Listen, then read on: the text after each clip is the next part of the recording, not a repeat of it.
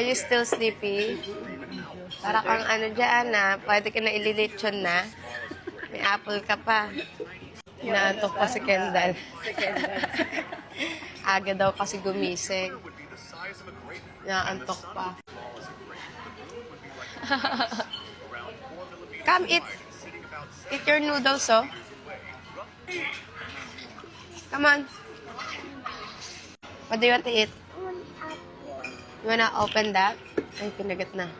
Ayun no, may noodles. Many food. Cute-cute ni Kendall. Ate mo.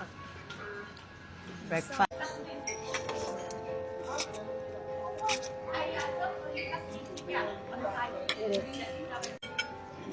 Lagi naman malaki ang tiyam. Ano special tulog ka gabi? Yung pag-alis sa room? Hindi. Manood pa mga lalaan. Lahat naman yan meron.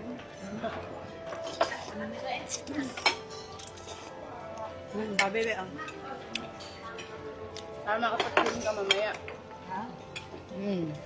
Oh, pinili kong bungalow yung malapit sa mismong pool.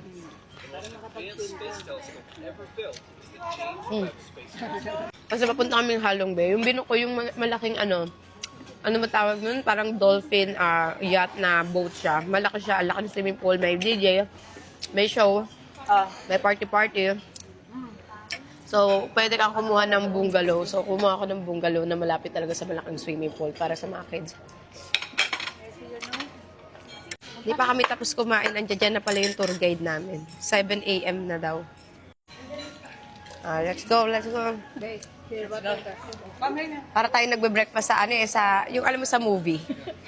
Mabilisan, aga na natin nagising. Kasi nagpa-pick up kami dito mismo sa hotel, malayo pa papunta doon sa Halong Bay.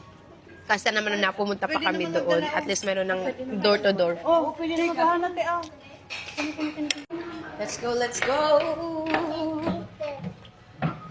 We eat na lang in the house.